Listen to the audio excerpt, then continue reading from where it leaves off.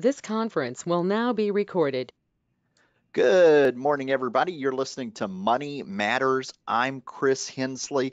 We have a fantastic topic for you today. We have with us today Dr. Ayelet Fishbach.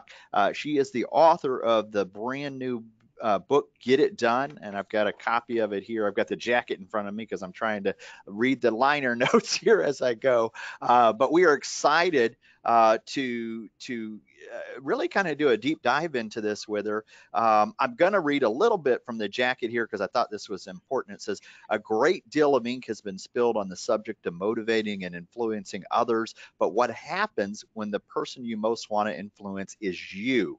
Setting and achieving goals for yourself at work, at home, in relationships is harder than it seems. How do you know where to start? How do you carry on in the face of roadblocks and distractions? How do you decide which task and ambitions to prioritize when you're faced with more responsibilities, needs, and desires than you can keep track of?" Dr. Fishbach, thank you so much for joining us. One of the reasons I wanted to talk to you about this book is that I'm very passionate about the show. I'm very passionate about my for-profit job that I do, that I've done for years. But after COVID and after the last 2 years, it is really hard to find some motivation. And when I started listening to the book, that's one of the things that you address. This book came out kind of post COVID, after I know a lot of people are kind of going through the same things. So maybe let's just start with why. Why did you write Get It Done? Thank you so much for having me. And you're absolutely right that this is the right time to think about how to motivate ourselves. Many of us are experiencing this crisis of motivation. I actually had no idea that the book is going to come out during COVID or during the crisis of motivation in the workplace. Obviously, you cannot plan that. You decide to write a book about 2 3 years before the book actually comes out. And so my original motivation was to just put order in what in my mind was a very messy room of research and motivation. And I just wanted to understand how we can organize all these interventions, all these uh, different ways of motivating ourselves that I and other people in my field have been studying for a long time. And as I was sitting to just write it down and organize it, then COVID happened. It became more relevant than ever because we just all moved to different ways of doing things. And there was this huge challenge of adjusting and learning how to keep going when things are harder, which was the silver lining for me because I was just in the midst of trying to understand how people do that. Well, what a perfect book to come out at this time. With motivational books, these are books that I tend to go back to. I mean, over the course of my life, there are things that are on my bookshelf that I'll go back and listen to. This is feeling like one that's going to fall into that. And you have a lot. I mean, you got Angela Duckworth on here talking about the book, Carol Dweck. That got my attention. But one of the areas that you dive into right at the beginning is just goal setting. And you talk a lot about the importance of choosing your goal. Can you tell us a little bit more about that? Yes. So I have four elements in trying to motivate yourself in using strategies to self motivation, which are setting a goal, monitoring progress, juggling all the other goals in your life, and leveraging social support. And you're asking about the first element, which is setting a goal. And I think that you are asking even how to select a goal, how to know that this is the right goal for me. And the right goal for you is obviously a goal that is healthy for you, that promotes what you should be promoting. But it's also ideally a goal that is intrinsically motivating, something that you enjoy doing or that feels like a purpose for you. Okay, not necessarily something that only serves some long term benefit, but something that feels good, feels right as you're doing it. Ideally, it's a do goal and not a do not goal. So you're trying to approach something other than avoid something. And also, ideally, it's a goal that's not a chore. Okay, it's not a means. It's not something that you do in order to be able to do something else. It's something that you are doing for its own sake. It is the thing that you are trying to achieve. You might, think about, finding a job as having a job. Okay, you want to have a job, you want to have a career, other than setting the goal on the level of uh, finding a job, which means sending many applications and feels less motivating. I'm gonna one of the examples that you give in the book about uh, maybe a negative goal that was given, because you mentioned having a healthy goal, a goal that works for you, a do goal versus a do not goal. These are all very important, but sometimes the goal could be not a great goal. And you use this story about the Wells Fargo bankers as an example. Could you tell us a little bit more about that? Uh, yes, Wells Fargo a few years ago came up with a great initiative, and great was spelled as a GR8. The idea was to set a goal of having each client owning 8 financial tools. Sounds like a great goal. Okay, it's also in the name. Um, Obviously, a specific target is highly motivating. We know that from research that knowing like how much or how soon is highly beneficial, and they came up with a number of 8, and it did change employees' behavior. People were selling more financial tools to the clients.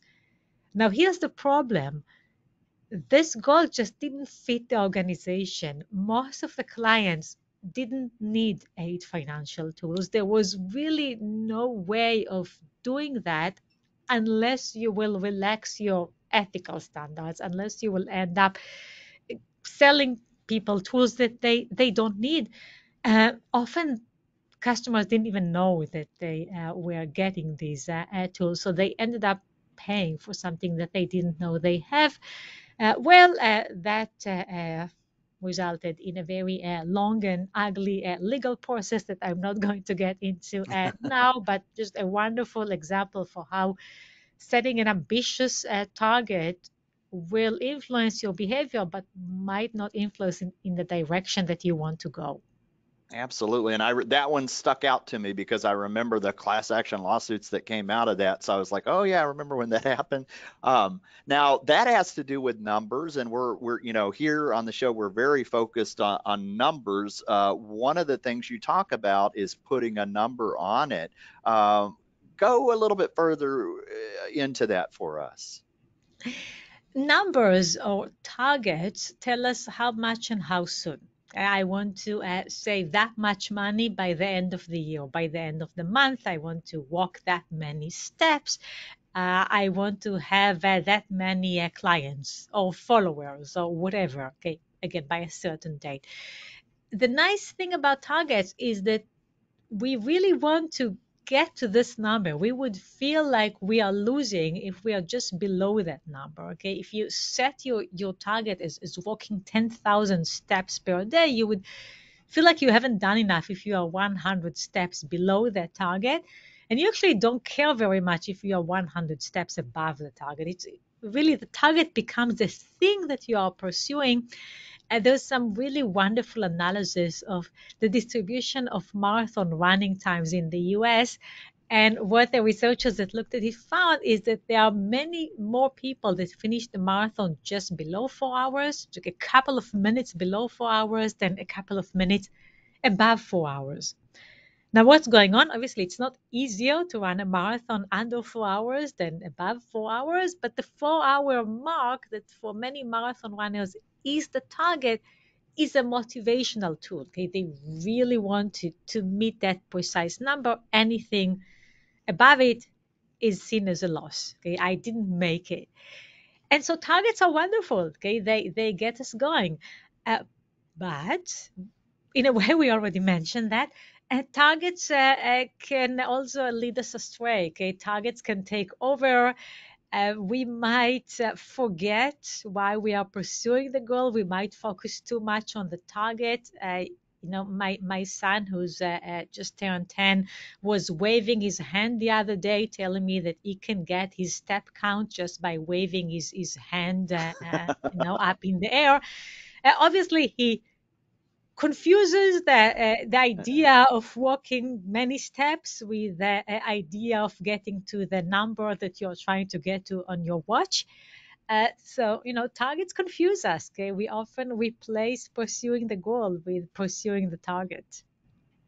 Well, that's important. I know as people try to reach for their goals, there's tools to get them there. The target can be one of them, and then seeing it from that bigger picture is a good way to look at it. But anytime somebody tries to reach a goal or a target, sometimes they can be disillusioned along the way. The next section of the book, you call it "Keep Pulling." And you talk about, increasing motivation or making progress towards that goal. Can you tell us a little bit more about that? Yes, there are basically two ways in which you can monitor your progress, and I'm like speaking in a very like broad terms. You can either Right. look at what you have achieved or what is yet to achieve. Okay, if you want to save a certain amount of money this year, you can look at how much money you have saved, how much money you still need to save. If you run a charity, you can see like how many donations you got, how many donations are still missing. If you are monitoring your progress toward an academic degree, you can look at how many classes you already completed and how many classes are still remaining. And the way you monitor your progress matters for your motivation. In particular, at the beginning, it makes more sense to look back, okay, to see how many steps you have completed. And beyond the midpoint, it makes more sense to look ahead and see how far are you from reaching your goal. Again, to give you an example from a study, we did a study with a loyalty program in a restaurant actually in Seoul, in South Korea, where we found that when we give people feedback on the number of purchases that they made, the number of lunches that they already purchased, they are more motivated to come back until the midpoint. Okay, so they had to, in that program, have 10 lunches to win a free lunch until 5 lunches. If they looked back, they got the feedback on how many lunches they already did, they were more motivated to come back. Beyond the midpoint, if they looked ahead, they were more motivated. If we gave them feedback specifically, these are how many lunches you are away from your free lunch, they were more likely to come back and get their lunch in the restaurant that was working for us. This is just one example from a restaurant study, but we see it with studying for exams. We see it with charities. Up to the midpoint, when you're starting something new, look back, then switch to looking ahead. Wow, that is interesting.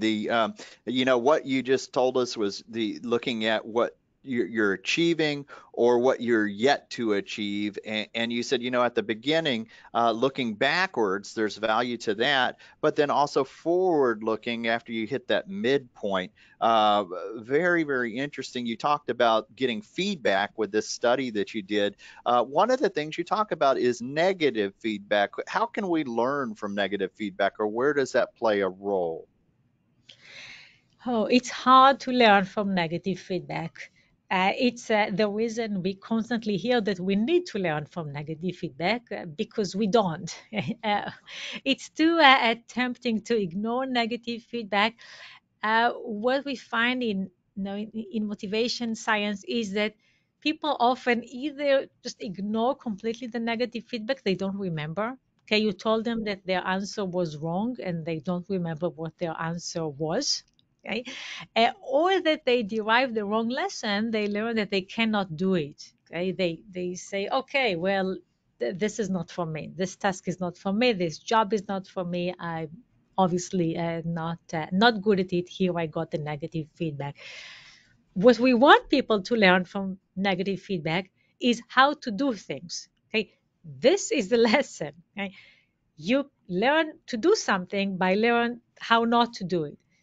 Let's take a very simple task in which there are only two possible answers. Well, if I told you that one answer is wrong, what I'm hoping that you learn is that the other answer is right. Okay, if you learn that one way to approach a problem or approach a customer or approach a colleague is wrong, we hope that you learn that this is not the way to approach it. You need to use something else.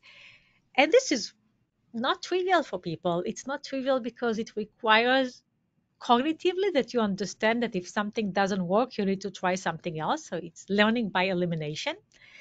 It's also not easy because emotionally we tend to disengage or feeling hurt and not quite do the analysis by which if something doesn't work, then the other thing could work. Now, one of the things that you talk about is goal juggling. I know that everybody who attempts to do something or has a target or a goal, that's an issue. So that sometimes you feel overwhelmed, like you have too much stuff to do or too many goals. What can you tell us about goal juggling? I like that you say sometimes. I would say that most of the time. you, you rarely have one goal, okay? And often for each action that you're pursuing, there are many goals that you wish to satisfy. Okay? You choose your food. You want it to be tasty. You want it to be healthy. You want it not to be too expensive. You have a bunch of goals that you're trying to juggle just with a single action. And a few things here. One is that you need to decide whether you are prioritizing or compromising. Okay, you prioritize when you have one goal that is more important than the other. Okay, maybe the other goal is a temptation, is not really something that you want to do, but you feel tempted to do. Okay, think about your goal to be healthy and your temptation to eat certain foods or drink certain things. You might want to prioritize the health over something else. For other goals, you want to compromise. Okay, maybe you want to find the right balance. Actually, maybe you want to find the right balance between food that you like and food that you think is good for you. Maybe you want to find the right balance between career and family. And so I suggest that first decide whether these goals should be something that you pursue at the same time. You should juggle between them. You should compromise or prioritize. And then I give advice how to do each of them. And we've got, just about 10 minutes before the end of the show here. That some of the things you just mentioned, that finding that balance, prioritizing, compromising, the temptation versus your health sometimes, whether it's a health goal or what have you. One of the other areas that you talk about is social support. Tell us a little bit about how social support plays into our goals or our motivation. Social support is absolutely critical. And when I was sitting down to look at how people motivate themselves, what have we learned?